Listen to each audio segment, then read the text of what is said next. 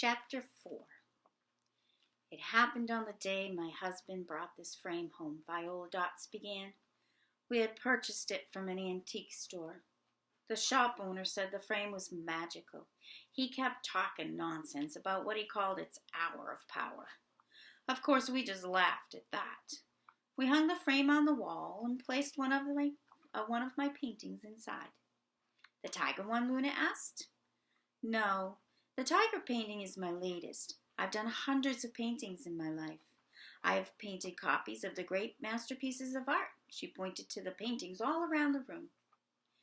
Wait, so you didn't come up with this painting yourself? I asked. Of course not, Viola said. This is a copy of a very well-known painting by Henri Rousseau. Certainly you've heard of him. Actually, I haven't. Boy, did I feel stupid. But Chives came to my rescue. Sir, Rousseau's original painting is called Surprised, he whispered in my ear. It hangs in the National Gallery of London, and it is quite famous in art circles.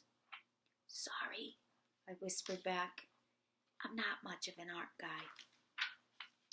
Viola continued with her story. The painting Charles and I put in the frame that day was one of my originals, she explained. It showed a violent storm over a remote castle in England. I called it Trouble in the Kingdom. That's a cool title, Luna said, nodding. Our son David was 13 at the time, Viola went on. That afternoon, David was practicing the piano over there near the frame. Suddenly I heard a ripping sound, like the canvas was tearing in two. The painting just ripped apart for no reason, Luna said. A hole the size of a fist opened up in the painting, Viola said. The sound of thunder and pounding rain poured out of it. I saw David being pulled toward the hole, and then there was a bolt of lightning, and suddenly David disappeared inside the painting. Just like that, he was swallowed up, leaving no trace behind. You mean the painting ate him? I asked. We don't know exactly how any of it happened, Chives said. Only that young David vanished into the hole in the painting. In return, I was spit out. I've been living here in this house with Mrs. Dots ever since. You were once in a painting? Luna asked. So that's why you're that awesome shade of orange. My painting was called Orange Pig with Tie, Chives said proudly. It hung in the great hall at Foxley Castle, next to a portrait of a hunting dog with a rabbit in its mouth. It hung there for hundreds of years, until one day a violent storm hit the castle. Oh, I whispered almost to myself. Trouble in the kingdom. You have a clever mind, young sir, Chives said.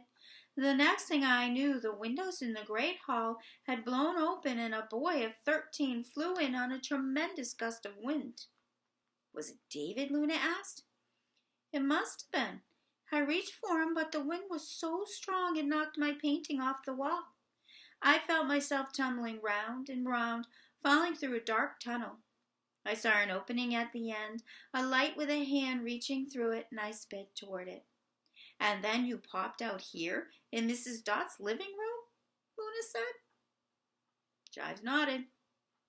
The hole in the painting closed up, he added, leaving me no way to get home. He was quiet for a moment and then stood up straight, adjusted his bow tie, and put on a cheerful smile. But we have made the best of it, haven't we, madam? Mrs. Dots just shook her head. For over 50 years now, she said with a sigh, David's been gone, and I'm left with a pig for a butler. She dabbed at her eyes again. She didn't look quite so mean anymore, just sad. You must miss your son very much, Luna said. My husband has spent every day since then traveling the world, she said. He has searched everywhere for David, and I have devoted these years to painting copies of the great masterworks of art. Each new painting that goes into that frame. Each time, I hope that David will appear in one of them and that he will come back. Wow, Luna said. He'd be pretty old by now. The world of art is timeless, Viola said. The people we see in paintings live on forever unchanged. While Viola and Luna talked, I wandered over to the frame to have a closer look. There had to be some way to figure out what had happened to David. If there's one thing I know about science, even Tiger Brooks style science, it's that there's a reason for everything. Paintings just don't gobble people up without some explanation. Handing my helicopter to Chives, I knelt down in front of the clock.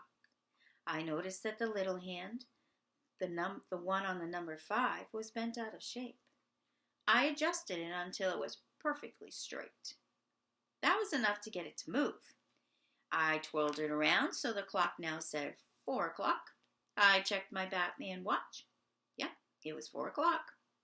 All fixed, I said to Chives.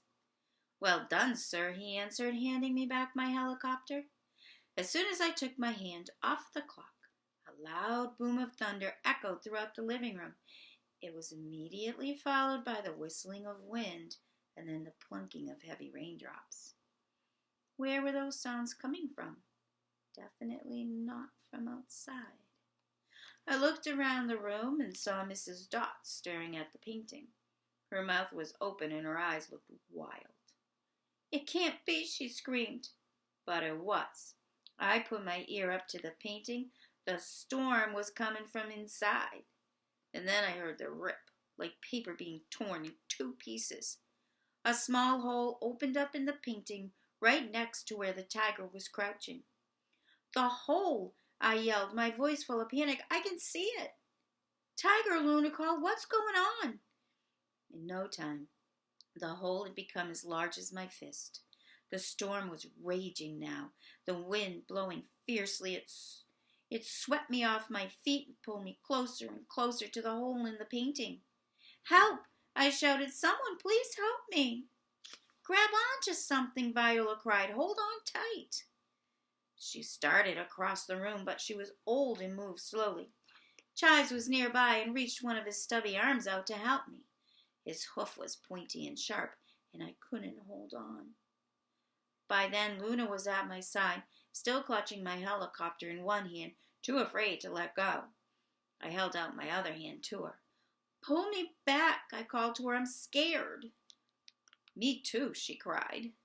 She grabbed my hand and tugged as hard as she could. The power of the storm was too much for even the 2 of us. Screaming at the top of our lungs, we were sucked into the hole in the painting. I'm coming with you, I could hear Viola Dot yell. Let's see.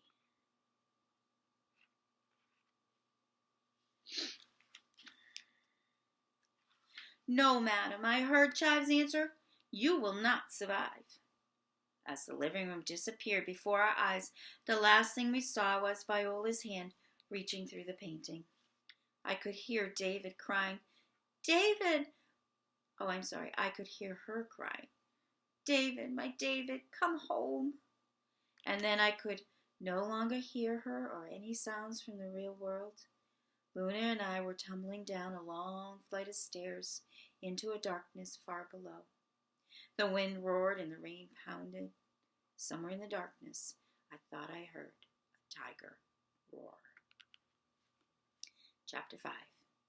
We landed with a thud. Darkness was all around. Above me, I saw thousands of stairs climbing steeply up to nowhere. In front of me, I could barely make out what looked like dark blue-black leaves.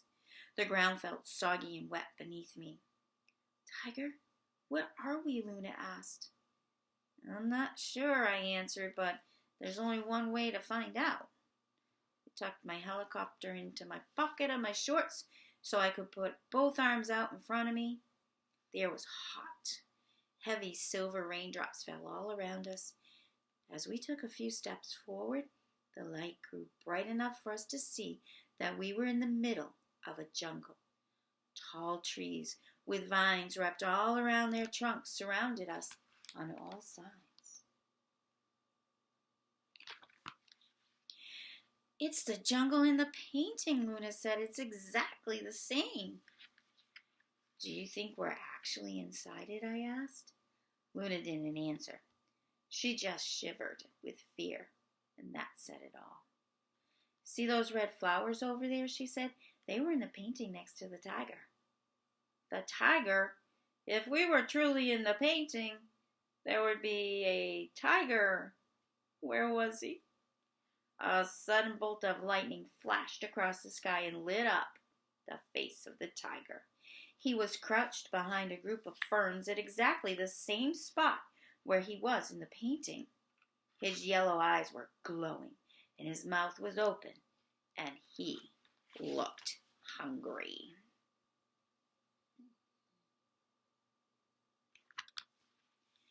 Is he real? Luna asked. The tiger sniffed the air. His yellow eyes followed even my slightest movement. Oh, yeah, he's real, all right, I whispered. We need to get out of here. Now. I grabbed Luna's hand and we took off running. The jungle was thick with trees and vines, ferns and flowers. The wind blew the rain into our faces. I had no idea where we were going. I glanced behind. The tiger was following us across the jungle floor, breathing hard and showing his sharp teeth. One thing I know for sure, you can't outrun a tiger. They can run up to 35 miles per hour. If we were going to escape them, we had to think of something else. Luna knew that too.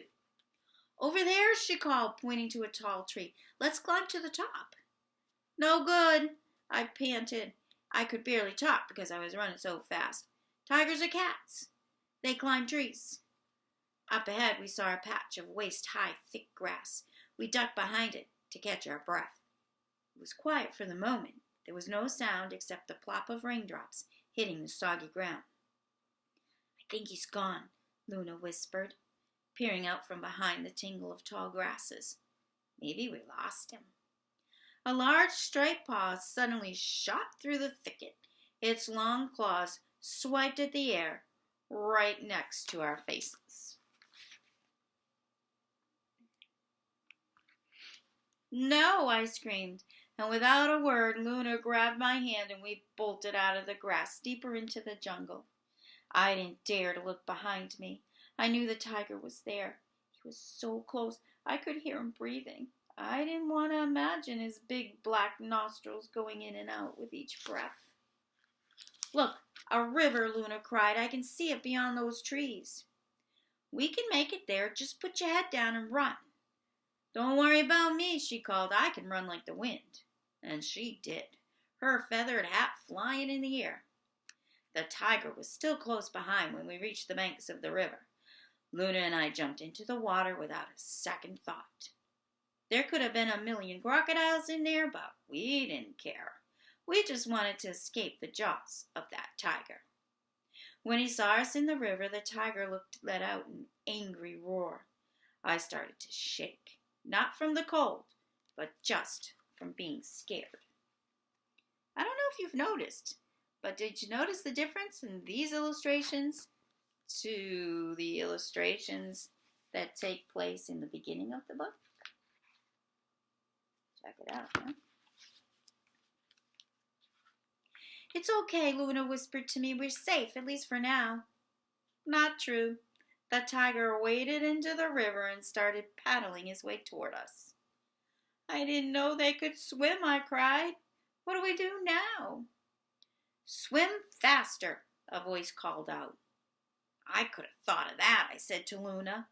Thought of what? I didn't say anything. You didn't just tell me to swim faster. Nope. I looked around to see whose voice I had heard, but I didn't see anyone. Was that voice coming from high in the treetops? Or was it coming from under the water? Or was I imagining it? I couldn't tell.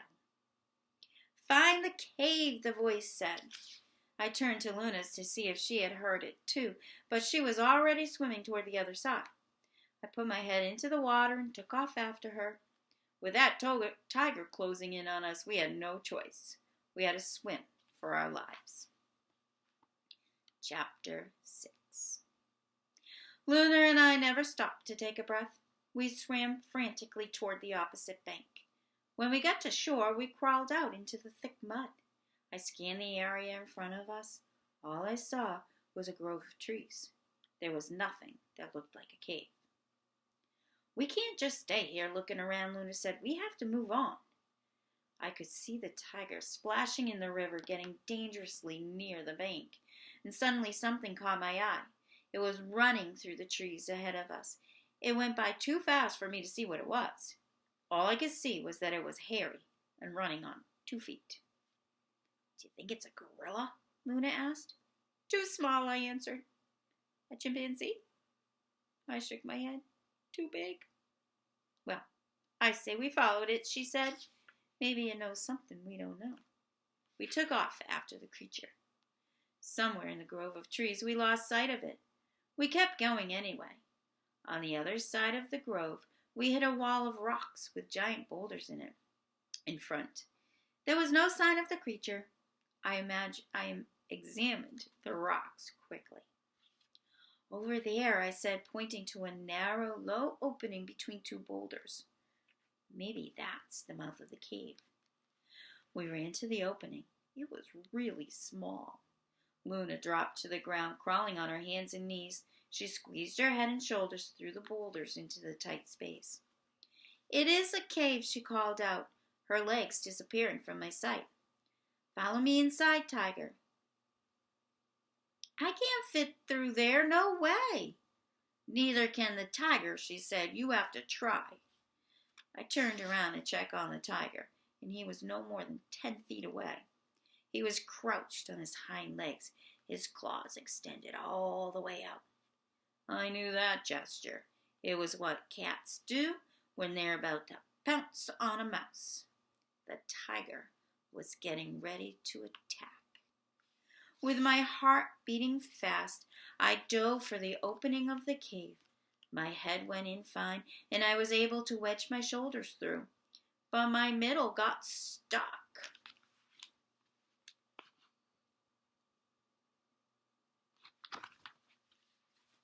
I sucked in my stomach, wishing I hadn't had that tuna melt for lunch. I kicked my feet and pushed against the ground, but my body wasn't going anywhere. I thought I felt the tiger's hot breath on my legs. Pull my arms, I called to Luna. I'm trying, she said. I'm just not strong enough. Suddenly I felt another pair of hands grab me, pulling me with such force I thought my arms might just pop out of their sockets. 1 pull, 2 pulls. On the 3rd pull, my middle scraped through the opening. In one smooth motion, the rest of my body followed. I was inside the cave, looking into the eyes of the hairy creature.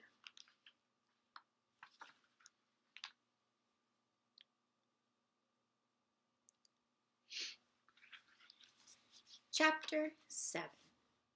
It wasn't a creature. It was a human. A teenage boy kneeling on the ground next to Luna. He was very skinny with brown curly hair that was so long it shot out in every direction. He was dirty from head to toe.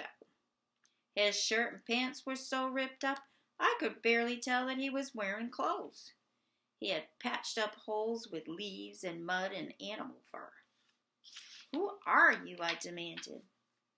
Well, that's not very friendly, he answered. You might say thank you. If it weren't for me, you'd be that tiger's dinner right now. Thank you for saving Tiger's life, Luna said to him. Tiger, he laughed. What kind of name is that? My real name is Tyler, I explained, although I didn't much like him laughing at my name. Tiger's a nickname. I have a nickname, too. My parents used to call me DD. It's my initials. Luna and I exchanged shocked looks. DD, she said slowly, as in David Dots? Now it was the boy's turn to look shocked. How do you know my name? He asked. Your mother told us. My mother? How do you know her? We live right next door to her in Los Angeles, I said. Impossible, David answered. There's no house next door to her, just empty lots on both sides. I've lived in my house since I was born, Luna said, so it's been there for at least 10 years, I can tell you that. David looked confused, but I was beginning to understand what was going on. I think a lot has changed. in 50 years since you disappeared, I told him. Your mother says that's how long you've been gone. David got a faraway look in his eyes. I remember the day, he said. My mother was making me practice the piano. I always wanted to play drums, but she insisted I learn piano. I remember the piano was right next to that new frame my parents had just brought home. Yes, I said, the Fantastic Frame, with the rabbits and owls and grapes. Don't forget that weird gold clock with the birds. You mean the broken clock with the birds? I asked, not to brag or anything, but I fixed it. It worked fine back then, David said. I remember it was exactly 4 o'clock when all that crazy stuff happened with the painting. Wow, Luna said, you have a great memory to remember the exact time. You don't forget a thing like that, David told her. It's not every day you get swallowed by a painting. The moment David said those words, it hit me. The hour of power. Could the frame's hour of power be from 4 o'clock until 5? That would make sense. Maybe that's why the clock started at 4 and the hands stopped at 5. Of course. That was the magical hour, the hour of power. My mind was racing, but David's was still way back in the past. The next thing I knew, he was telling Luna, I was being tossed around in a storm, and then I flew through the window of some ancient castle. I must have passed out after that because I had a dream about a fat orange pig wearing a bow tie. I had a feeling Chives wouldn't like being called fat. After all, pigs are supposed to be pudgy. You got sucked into your mother's painting, Luna explained to David. She's been looking for you ever since, doing one painting after another. We saw them. There was one of yellow haystacks. David smiled, like he was remembering a happy memory from a long time ago. Yeah, I was there, he said. Golden haystacks in the French countryside. I stayed there from morning to sunset. It was so peaceful. And there was another painting of a navy blue sky with wild, swirling stars. I said, I was there too, he remembered. It was a field of dark, twisted trees, and the moon was such a bright yellow. He got up and started to pace around the cave. I've been to hundreds of places since then, he said. Italian villages, castles in Spain, a desert filled with melting clocks. But I've been gone for 50 years, living in paintings. Why haven't I gotten any older, he wondered out loud. Viola says that people in paintings don't change, Luna said. She says art is ageless. David pushed his wild hair back from his forehead. I could see that this was a lot for him to think about. At last, he said, this means that you two are from the future? Yep, I said. We live in the 21st century. Maybe you can come back with us. That is, if we ever get back. David looked at me suspiciously. What if you've come here to trick me, he asked. Do you have any proof that what you're saying is true? I didn't blame him for doubting us. It's not every day that 2 kids fly through a painting into a jungle. We can tell you all about the world we live in, Luna said. It has computers and mobile phones and electric cars and 3D movies. I saw this really scary one last week about a three-eyed monster. Luna, I interrupted. I think he gets the point. Those things aren't proof, David said. You could have read about that stuff in science fiction stories. Then it occurred to me. I did have proof. Right there in my soggy pocket. I reached in, pulled out my helicopter, and set it on the floor of the cave.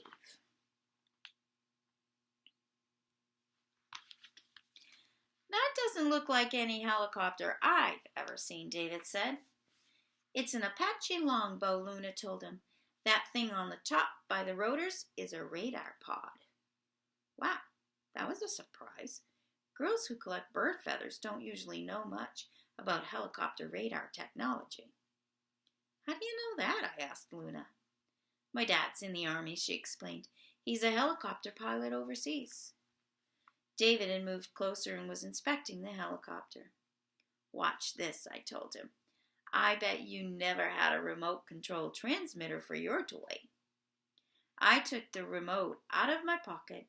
It had gotten pretty soggy in the river, so I hoped it still worked. I pushed up on the throttle.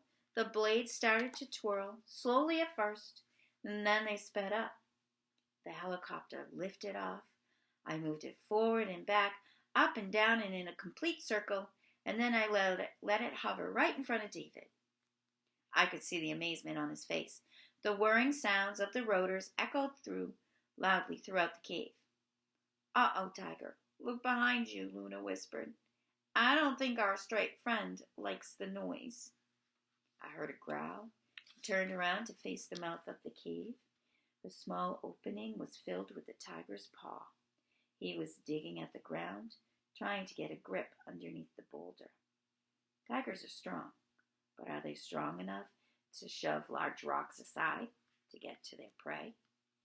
I didn't know the answer. All I knew was that we were trapped inside the cave with a hungry tiger trying to get in. It was no longer a safe place for us. I'm going to pause right there and I'll be back after a little break.